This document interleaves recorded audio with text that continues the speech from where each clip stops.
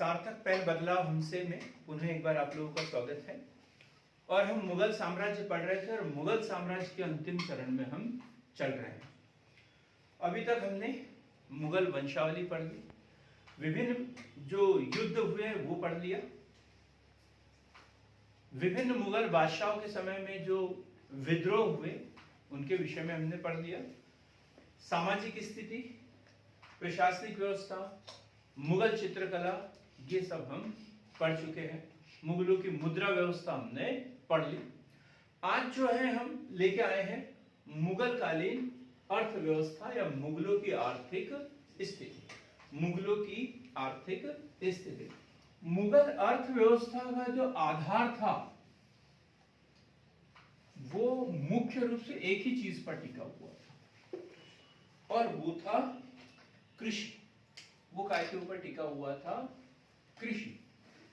मुगलों की आर्थिक स्थिति का मुख्य आधार क्या था? कृषि। लेकिन इसके अलावा हम देखेंगे इसमें उद्योग धंधे, उद्योग धंधे, उद्योग धंधे, और तीसरी स्थिति देखेंगे हम इसमें व्यापार। तीसरी स्थिति व्यापार। तो ये तीन चीज उनकी आर्थिक स्थिति के आधार स्तंभ थे और इसमें से भी जो मुख्य स्तंभ था वो था कृषि। वो था कृषि। अब कृषि जो है प्रधान इसमें, और कृषि की जानकारी का जो स्रोत है, जानकारी का स्रोत, मुगलों की आर्थिक स्थिति या कृषि की जो जानकारी का स्रोत है वो है आईने अकबरी। आईने अकबरी क्या है? आईने अकबरी। किसके द्वारा लिखा गया है? आईने अकबरी अबुल फजल के द्वारा। अबुल फजल के द्वारा लिखा गया है आईने अकबरी। भूमि के प्रकार, भूमि के प्रकार, भूमि के प्रकार यदि देखें तो भूमि को जो है मुख्य रूप से दो भागों में बांटा गया था। एक है खालसा, एक क्या है? खालसा, और दूसरा है जागीर। दूसरा है जागीर। देखो कल हमने एक वीडियो बनाया था, उसको यदि आप लोगों ने देखा हो, छोटा सा वीडियो था 5 से 7 मिनट का, और उसमें बड़ा अच्छा लिखा है उसने कि मुगलों के शासनकाल में जो है निजी भूमि का अधिकार नहीं था, निजी भूमि का स्वामित्व नहीं था, और जो भूमि थी वो या तो खालसा भूमि थी या फिर उन्होंने जागीरों के रूप में बांट दी थी। भूमि का स्वामित्व जो है नहीं था, इसलिए भूमि जो है वो पुत्रों के नाम पर स्थानांतरित भी नहीं होती थी, और इस स्थिति के कारण भूमि की जो स्थिति थी बहुत ही खराब स्थिति थी। और उसने ये भी बोला कि यदि यूरोपीय जो सम्राट है या यूरोपीय नागरिक इसकी नकल करते हैं तो यूरोपीय जो व्यवस्था है वो भी पतन हो जाएगा, उसका भी पतन हो जाएगा। बड़ा अच्छा वीडियो बनाया है। अब आप देखना किसका है, किसका है ये आप लोगों को पता करना है। लेकिन 2 मिनट के अंदर मुगलों की जो पूरी भूमि व्यवस्था है वो समझ में आ जाएगा।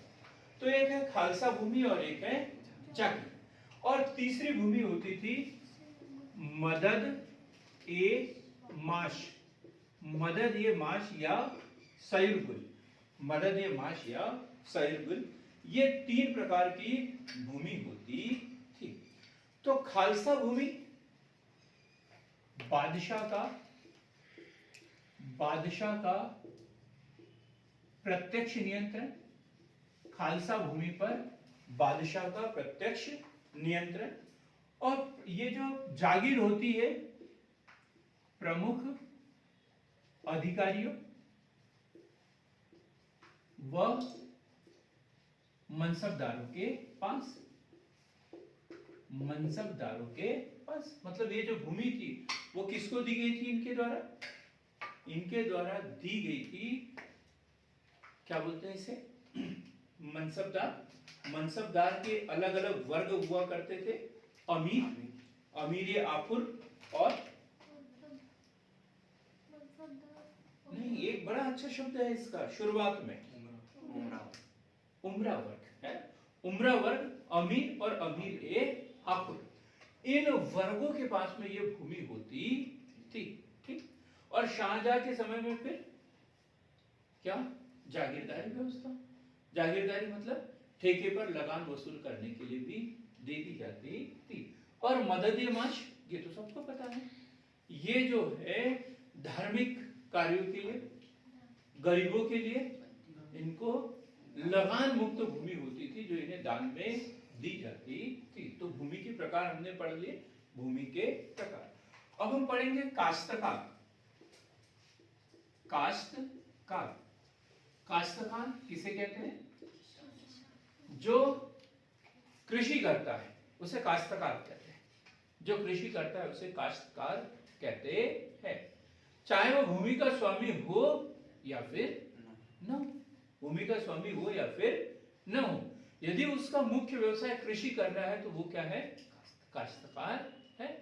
तो हम भूमि की बात करते हैं कि ये जो किसान है वो कितने प्रकार के होते थे। तो एक है खुद काश्त, खुद काश्त, खुद काश्त। दूसरा है पाही काश्त, पाही काश्त, खुद काश्त, पाही काश्त और मुजरियान, मुजरियान, मुजरियान। आप जो है YouTube पर ढेर सारे वीडियो मिलेंगे, उसमें से मुगलों की आर्थिक स्थिति के संबंध में एक आध वीडियो देखना, फिर दूसरा देखना, फिर तीसरा देखना, फिर चौथा देखना, फिर पांचवा देखना। हमारा वीडियो तो उसमें दिखता नहीं है ना? तो ऐसे 10 वीडियो देखना और फिर पता करना कि क्या इतनी जानकारी किसी एक वीडियो में मिल रही है, और फिर मुझे बताना कि मिल रही है या नहीं। ठीक। तो हम बात करें काश्तकार। तो काश्तकार किसान जो है 3 प्रकार के होते थे, खुद काश्त, पाही काश्त और मुजरियान। तीनों क्वेश्चन प्री के लिए और मेंस के दृष्टिकोण से तीनों महत्वपूर्ण है। 3 नंबर का कोई भी एक क्वेश्चन बन सकता है। तो खुद काश्त, जो किसान स्वयं की भूमि पर कृषि करते थे, मतलब पर्याप्त मात्रा में भूमि थी इनके पास में और वो खुद ही इसके ऊपर कृषि करते थे। क्लियर हो गई? जो किसान स्वयं की भूमि पर कृषि करते थे तो वो किसान क्या कहेंगे? खुद काश्त। उनकी स्वयं की भूमि है और वो खुद ही इसके ऊपर कृषि करते हैं, तो ये क्या है? खुद काश्त। ठीक। फिर दूसरा है पाही काश्त, दूसरी जगह जाकर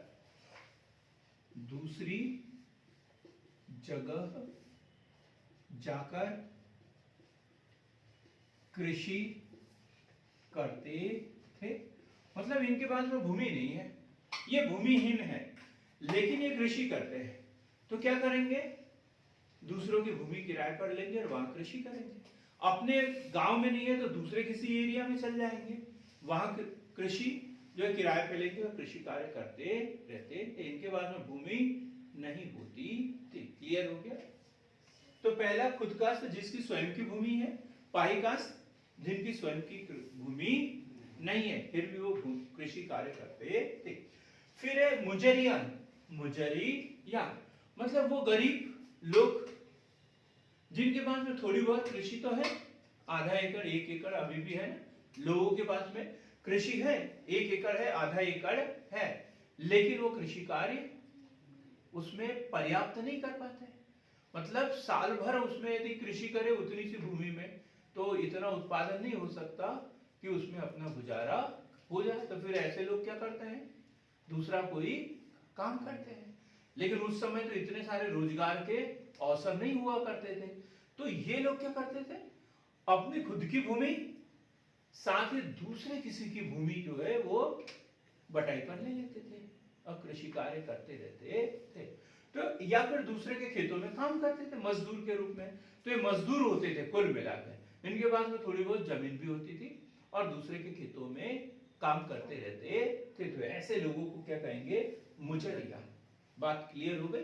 तो किसान कितने प्रकार के? 3 प्रकार के, खुद काश्त, पाही काश्त और मुजरियान। तो मुजरियान स्वयं की भूमि से गुजारा नहीं होता था, इसलिए कृषि मजदूरी करते थे, कृषि मजदूरी करते थे, बहुत गरीब वर्ग होता था। एक इनके लिए तकाबे ऋण, तकाबी ऋण, ये शब्द हमने मोहम्मद बिन तुगलक के समय में पढ़ लिया था। तकाबी ऋण आज भी मिलता, आज भी है ये शब्द केसीसी के रूप में, केसीसी के रूप में, या भूमि बंधक ऋण। कृषि कार्य करने के लिए जो सहकारी समितियों से या ग्रामीण भूमि विकास बैंक से, अब तो व्यापारी बैंक भी देने लग गए, तो ये जो ऋण होते हैं वो क्या कहलाते हैं? तकाबी ऋण। तो कृषि के लिए बीज वगैरह खरीदने के लिए ऋणों की व्यवस्था भी की जाती थी, और इसे क्या बोलते थे? तकाबी ऋण। शाहजहां के समय की बात करते हैं। शाहजहां, मुगल बादशाह शाहजहां, तो इनके समय में 1630 से 1632 में भयंकर अकाल पड़ा था। शाहजहां के समय में 1630 से 1632 में जो एक भयंकर अकाल पड़ा था, और उसका जो क्षेत्र था वो था गुजरात का, गुजरात व महाराष्ट्र, गुजरात वो महाराष्ट्र के क्षेत्र में भयंकर अकाल पड़ा था, और तब इनके द्वारा 70 लाख रुपए का तकाबी ऋण या कृषि ऋण माफ कर दिया था। तकाबी ऋण या कृषि ऋण जो है वो माफ कर दिया था। तो क्लियर हो गया क्या क्या पढ़ा अपन ने? तो मुगलों की कृषि की जानकारी का स्रोत है आईने अकबरी। भूमि 3 प्रकार की थी, खालसा भूमि, जागीर, मददिये माश। जो काश्तकार होते थे वो 3 तरीके से, खुद काश्त, पाई काश्त और मुजरियान। खुद काश्त जो किसान स्वयं की भूमि पर कृषि करते थे, पाई काश्त जो दूसरी जगह जाकर कृषि करते थे, मुजरियान। तकाबी ऋण दिए जाते थे। शाहजहां ने 1630 से 1632, जब शाहजहां के काल में जो है गुजरात महाराष्ट्र में भयंकर अकाल पड़ा था, तब उन्होंने 70 लाख तक के ऋण जो है वो माफ कर दिए थे। भूमि के प्रकार भी हमने पढ़े हैं किसी वीडियो में, पढ़े ना? चाचर नहीं, पोलज, चाचर, परती और बंजर, ये हमने पढ़ लिया। वो भी इसमें ऐड करेंगे, जब उत्तर तैयार करेंगे तो उसको भी इसमें ऐड करेंगे। अब हम बात करते हैं कृषि के प्रकार। कृषि के प्रकार, यदि आज की स्थिति में पूछूं मैं कृषि कितने प्रकार की जाती है, तो क्या बताएंगे? 2 प्रकार की। कौन कौन सी? खरीफ और रबी है। तो ऐसे ही हम इसी आधार पर हम इसका वर्गीकरण करेंगे। तो अभी 3 प्रकार की होती है, खरीफ, रबी और जायद, है ना? खरीफ की फसल, रबी की फसल और जायद की फसल। तो इस समय भी ऐसे ही था। खरीफ की फसलें, खरीफ लगभग 25 फसलें उगाई जाती है, 25 प्रकार के जो है वो खरीफ की फसलों में। रबी में हमें 16 प्रकार की फसलों का उल्लेख मिलता है। गेहूं, चना, मसूर, ऐसे 16 प्रकार की फसलों का उल्लेख मिलता है रबी के रूप में। तीसरा है नील की खेती। नील की खेती की जाती थी उस समय, नील की खेती की जाती थी। नील की खेती क्या होता है? नील दीक्षा, नील की खेती, नील क्या होता है जी? कपड़ों को रंगने के लिए। अभी जैसे तरह तरह के कपड़े उस समय नहीं मिलते थे, आधुनिक रंग उस समय नहीं थे। तो कपास किस रंग का होता है? सफेद। तो सफेद रंग का कपड़ा होता था, या फिर मखमल होता था, मखमल। तो सफेद रंग का जो सूत होता था, इसको विभिन्न प्रकार से रंग देते थे। तो रंगने के लिए काय का उपयोग? नील का उपयोग करते थे, और इसकी खेती की जाती थी। बिल्कुल प्राकृतिक रंग होते थे, उसमें कहीं पे भी कोई भी केमिकल का उपयोग नहीं किया जाता था। तो नील की खेती होती थी आगरा के निकट बयाना में, आगरा के निकट बयाना में, आगरा के निकट बयाना में, और आगरा के निकट बयाना में और गुजरात के निकट सरखेज, गुजरात के निकट या गुजरात में सरखेज, गुजरात में सरखेज, ये दो क्षेत्र थे बयाना और सरखेज, जो नील की खेती के लिए मुगलों के समय में, मुगल काल में प्रसिद्ध थे। मक्के की खेती होती थी उस समय, शुरुआत हुई थी मक्के की खेती। मक्का किस मूल का पौधा है? ये अमेरिका, अमेरिकी मूल का पौधा है। तो ये अमेरिका से बीज लेकर आए थे मक्के की खेती के लिए। कहां से? अमेरिका से। पुर्तगाली लेके आए थे, लेकिन वो अमेरिका से लेके आए थे। पुर्तगाल में नहीं होती थी मक्का की खेती। ठीक। फिर तंबाकू की खेती, तंबाकू की खेती, तंबाकू, तंबाकू की खेती। एक अच्छा फेसबुक पे आज वीडियो देखा था, एक दादा ऐसे घूम रहे थे, एक लड़की आई सुंदर सी, बोलते दादा तंबाकू दोगे? बोले हाँ क्यों नहीं। और उन्होंने निकाला और मल के दिया। अब उससे उत्साहित होकर एक योगेश जैसा लड़का भी गया, दादा तंबाकू मिलेगी? और दो तमाचे मारे, तेरे बाप ने रखी है बोले तंबाकू। पता नहीं ऐसा क्यों होता है, एक सुंदर से खूबसूरत लड़की देखते हैं तो लोग बाग उनके ऊपर कुछ ज्यादा ही दया दिखाने लग जाते हैं। और बेचारे लड़कों ने जो मासूम से होते हैं, उन्होंने कोई गुनाह किया है कि कोई भी उनको बचा के चला जाता है। तो तंबाकू की खेती किसके द्वारा? पुर्तगालियों द्वारा की गई थी। पुर्तगालियों के द्वारा तंबाकू की खेती की गई थी। तंबाकू भी बड़ा खुशनसीब है। दो मैंने उसके ऊपर चुटकुले सुना दिए, एक आज सुना दिया और एक इससे पहले सुनाया था अकबर बिरबल वाला, कि सिर्फ गधे ही तंबाकू नहीं खाते हैं, सिर्फ गधे ही तंबाकू नहीं खाते हैं करके। औरंगजेब द्वारा तंबाकू के ऊपर प्रतिबंध लगा दिया था। तो भाई खाने के ऊपर लगाएंगे तो खेती के ऊपर अपने आप ही लग जाएगा। तो औरंगजेब द्वारा तंबाकू के ऊपर प्रतिबंध लगाया गया था। एक है वनकटी भूमि, वनकटी भूमि, क्या? वनकटी भूमि, वनकटी भूमि, वनकटी भूमि। आज भी हम इसके लिए पढ़ते रहते हैं झूम कृषि, क्या बोलते हैं इसे? झूम कृषि। वनों को साफ करके जो कृषि की जाती थी, तो अभी हम झूम कृषि कहते हैं, स्थानांतरित कृषि कहते हैं, पेंडा कृषि कहते हैं, और ये लोग क्या कहते थे? वनकटी, वनकटी कृषि भी कहते थे। तो इस तरीके से विभिन्न प्रकार की कृषि के विभिन्न रूप थे। तो हमने पढ़ा खरीफ की फसल, रबी की फसल, नील की खेती, मक्के की खेती, तंबाकू की खेती और वनकटी कृषि आदि के रूप में हमने पढ़ा। अब हम दूसरा जो आधार है वो है उद्योग। मुगल आर्थिक स्थिति का दूसरा जो आधार है वो है उद्योग। तो उद्योगों के विषय में भी हम पढ़ेंगे, छोटी छोटी बातें हम इसमें पढ़ेंगे। तो उद्योगों का जो मुख्य आधार वो है सूती वस्त्र उद्योग। सबसे महत्वपूर्ण उद्योग जो है वो है सूती वस्त्र उद्योग, सूती वस्त्र उद्योग। उद्योगों की जननी जो है, किस उद्योग को कहा जाता है? उद्योग की जननी किस उद्योग को कहा जाता है? कोयला उद्योग को कहा जाता है। किसको कहा जाता है? कोयला उद्योग को। और आधारभूत उद्योग कहा जाता है लौह एवं इस्पात उद्योग को। तो सूती वस्त्र उद्योग को भारत का सबसे प्राचीन वृहत पैमाने का उद्योग, सूती वस्त्र उद्योग सबसे प्राचीन वृहत पैमाने का उद्योग जो है वो है सूती वस्त्र उद्योग, सूती वस्त्र उद्योग। जो उच्च श्रेणी का सूत होता था, उच्च श्रेणी का सूत जिसे राजा महाराजाओं के लिए बनाया जाता था या विदेशों में निर्यात किया जाता था, तो उसे कहते थे कैलिको। कैलिको क्या बोलते थे उसे? कैलिको।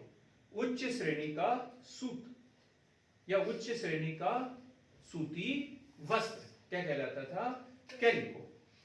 ऊनी वस्त्रों का प्रमुख केंद्र ऊनी वस्त्रों का प्रमुख केंद्र तब भी और आज भी अमृतसर। अमृतसर ऊनी वस्त्रों का जो प्रमुख केंद्र था वो था अमृतसर। चमड़ा उद्योग तब भी और आज भी, चमड़ा उद्योग उत्तर भारत आज भी सबसे बड़ा केंद्र कौन सा है? कानपुर। चमड़ा उद्योग का मुख्य केंद्र कौन सा है? कानपुर। और तब भी कौन सा था? उत्तर भारत। फिर है गन्ना, गन्ने की खेती उस समय होती थी, तो गन्ना उद्योग, गन्ना उद्योग तो वो है बंगाल, पंजाब और गुजरात। बंगाल, पंजाब और गुजरात। किसी का हाँ ठीक। तो गन्ना उद्योग का बंगाल में गंगा ब्रह्मपुत्र का डेल्टा, जलोढ़ मिट्टी, पानी वहां पर पर्याप्त। ठीक। उसी प्रकार पंजाब 5 नदियों का क्षेत्र, रावी है, झेलम है, ये पूरी नदियां वहां जाती थी। ठीक। क्योंकि आधा पंजाब अभी हमारे पास में और आधा कहाँ है? पाकिस्तान में। तो ये पूरे पंजाब की बात कर रहे हैं। तो वहां पे जलोढ़ मृदा का क्षेत्र, पानी पर्याप्त मात्रा में, उपजाऊ भूमि वहां पर। फिर है गुजरात काली मिट्टी का क्षेत्र तब भी और आज भी। तो इन क्षेत्रों में जो है गन्ने की खेती उस समय ज्यादा होती थी। अभी यदि हम देखें तो यहाँ पर गन्ने की खेती अब नहीं होती, अब होती है दक्षिण भारत में ज्यादा होती है। उत्तर भारत जो सेंटर था पहले गन्ने की खेती का, अब कहाँ हो गया? दक्षिण भारत, तमिलनाडु है, कर्नाटक है, ये गन्ने के प्रमुख क्षेत्र बनते जा रहे हैं। इसके बाद यदि देखें तो रेशम उद्योग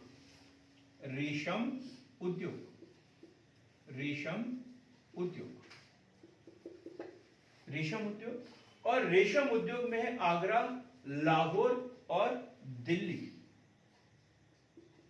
आगरा, लाहौर और दिल्ली।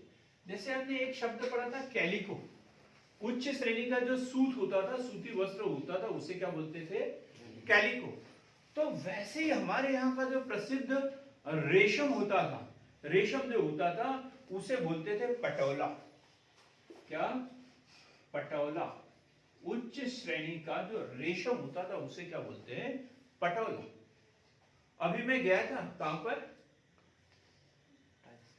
जयपुर गया था।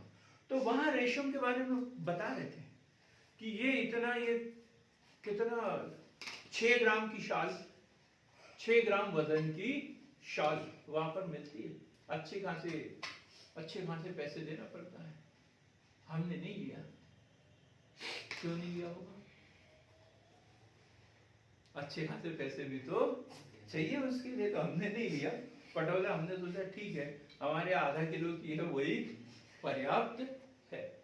6 ग्राम की शॉल मिल रही थी वहां पे।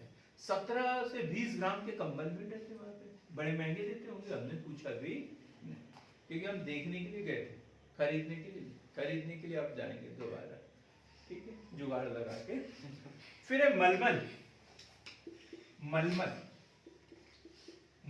कहाँ मिलेगा? ढाका का मलमल। व्यापम जैसे एग्जाम में क्वेश्चन पूछ लिया जाता है। मलमल कहाँ का प्रसिद्ध था? ढाका का। और हम बेंगलोर करके आ जाते हैं, क्योंकि ढाका को तो हम भूल गए हैं। हमें पता भी नहीं कि ढाका कोई शहर है करके। हम तो आसपास के शहरों के नाम याद रखते हैं, इटारसी, होशंगाबाद, बैतूल, काला आखर, पोला पत्थर है, और रूबी के साथ पोला पत्थर। तो ऐसे शहरों के नाम हम याद रखते हैं। ढाका और ये हम कहाँ याद रखेंगे? तो ढाका काय के लिए प्रसिद्ध? मलमल के लिए।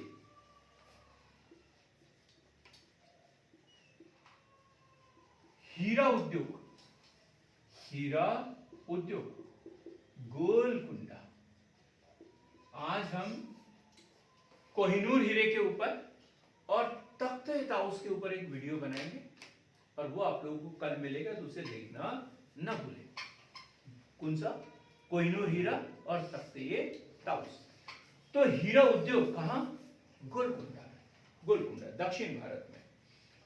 इसके अलावा समुद्री जहाज निर्माण का केंद्र, समुद्री जहाज निर्माण का केंद्र योगदेव जी कहां पर होगा? गुजरात में होगा, क्योंकि अकबर ने वहीं पर जल सेना, नवाड़ा विभाग ये सब देखा था। तो ये उद्योग धंधे मुगलों की आर्थिक स्थिति का तीसरा आधार स्तंभ, दूसरा आधार स्तंभ। अब हम तीसरा आधार स्तंभ देखेंगे और वो है व्यापार। व्यापार तो व्यापारिक दृष्टि से उतना सक्षम नहीं था, लेकिन फिर भी व्यापार होता था। और वो भी व्यापार कैसा होता था? वस्तु विनिमय।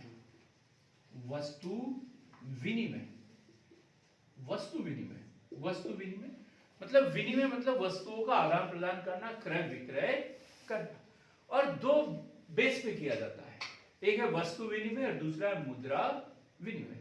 वस्तु विनिमय मतलब वस्तुओं के बदले में वस्तुओं का लेन देन करना। आज भी ग्रामीण क्षेत्रों में वो बैलगाड़ी में आम बिकने के लिए आते हैं और बोलते हैं कि 2 पाई में 50 आम देंगे, 2 पाई में 4 झाड़ू, 2 पाई में 2 पाई मतलब 2 पैर मत समझ लेना, वो जो 1 किलो का होता है ना, 1 किलो वेट है, और जैसे लीटर होता है ना, उस तरीके से क्या होता है? पाई होता है ना? 8 पाई का एक कुड़। तो इस तरीके से ये जो विनिमय व्यवस्था है आज भी गांव में कहीं कहीं पे प्रचलन में है। तो वस्तु विनिमय के माध्यम से ज्यादा लेन देन होता था। विनिमय का आधार क्या था? वस्तु विनिमय। और व्यापार जो होता था वो है आंतरिक व्यापार।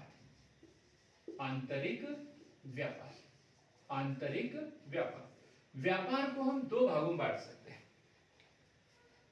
अंतः व्यापार और बाह्य व्यापार, देशी व्यापार और विदेशी व्यापार, राष्ट्रीय व्यापार और अंतरराष्ट्रीय व्यापार। सब एक ही चीज है। देशी, अंतः और राष्ट्रीय मतलब अपने देश के अंदर, और बाह्य व्यापार या विदेशी व्यापार, अंतरराष्ट्रीय व्यापार, एक पक्ष हमारे देश का हो और दूसरा किसी अन्य देश का हो तो उसे क्या कहेंगे? बाह्य व्यापार। लेकिन मुगल काल में जो है राष्ट्रीय व्यापार या आंतरिक व्यापार ही ज्यादा प्रसिद्ध था। और ये आंतरिक व्यापार जो है वो 2 भागों में था, एक है थोक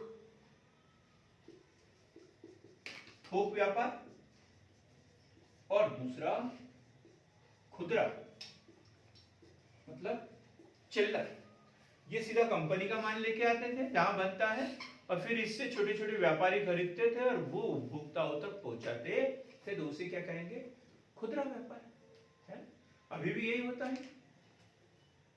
अलीबाबा एक कंपनी है चाइना की, अलीबाबा, वहां एक पैंट नहीं मिलता आपको, अलीबाबा पे एक पैंट नहीं मिलता, वहां चाहिए कितने? 20 पैंट, 100 शर्ट, ऐसा बंच का बंच मिलता है। तो मतलब वो कौन सा व्यापार करते हैं? थोक व्यापार। और बाकी जैसे अमेज़न, फ्लिपकार्ट, स्नैपडील, मीशो, इनके ऊपर क्या होता है? एक ही चीज मिलती है, मतलब ये कौन सा? खुदरा व्यापार। ये क्या करते हैं? खुदरा व्यापार। क्लियर होगी ना बात? तो व्यापार में 2 तरीके से, थोक और खुदरा। तो जो थोक व्यापारी होते थे ये बड़े व्यापारी होते थे, जैसे सेठ, बोहरा और मोदी। सेठ, बोहरा और मोदी, सेठ, बोहरा और मोदी, ये अलग अलग थे। और उसी प्रकार खुदरा जो व्यापार करते थे वो कहलाते छोटे मोटे से, कहीं व्यापारी बोलते थे इन्हें, आज भी हम लोग बोलते हैं व्यापारी। फिर वणिक और चेट्टी, चोट्टी नहीं बोला मैंने, चेट्टी है ना। ये छोटे छोटे व्यापारी दक्षिण भारत में आज भी है, और एक चिटफंड वाला व्यवसाय चलाने लग गए। व्यापार तो कम करते हैं, अभी क्या चिटफंड वाला व्यवसाय जो है, छोटी छोटी बचतों वाला, ये व्यवसाय ज्यादा चलाते हैं। तो हमने देखा कि उस समय वस्तु विनिमय होता था, आंतरिक व्यापार ज्यादा होता था, विदेशी व्यापार कम। आंतरिक व्यापार में दो भागों में बटा हुआ था, थोक व्यापार और खुदरा व्यापार। तो थोक व्यापार मतलब बड़े व्यापारी होते थे, ये सेठ कहलाते थे, बोहरा कहलाते थे, मोदी कहलाते थे। बोहरा समाज आज भी देख लो कोठी बाजार में, बोहरा सब व्यापारी है, बड़ी बड़ी दुकानें उनकी हैं। और फिर खुदरा व्यापार में व्यापारी, वणिक और चट्टी। व्यापार जो है वस्तु विनिमय प्रणाली पर आधारित था। पहली लाइन हमने लिखी, वस्तु विनिमय प्रणाली पर आधारित। हुंडी, हुंडी प्रचलन में थी, हुंडी प्रचलन में थी। हुंडी क्या है? ये हुंडी एक प्रकार का चेक। अभी तो चेक होता था, तब वो ऐसा चेक नहीं होता था। एक प्रकार का बॉन्ड पेपर होता था जिससे ऋण लिया जाता था। और ये जो है किसी बेची भी जा सकती थी, गिरवी भी रखी जा सकती थी। जब इकोनॉमिक्स पढ़ेंगे तो हुंडी को हम और क्लियर करेंगे। ठीक, हुंडी। कुछ प्रमुख व्यापारी उस समय के यदि देखें तो जैसे एक नाम मिलता है वीर जी बोहरा। वीर जी बोहरा, ये क्वेश्चन इंपॉर्टेंट है। वीर जी बोहरा, मेंस के लिए भी और प्री के लिए भी। वीर जी बोहरा ये गुजरात के सूरत का बड़ा व्यापारी, गुजरात के सूरत का बड़ा व्यापारी। इसके पास जहाजी बेड़ा था, जहाजी बेड़ा था, जहाजी बेड़ा था। और ब्रिटेन से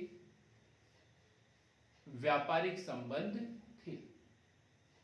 ब्रिटेन से इसके व्यापारिक संबंध थे।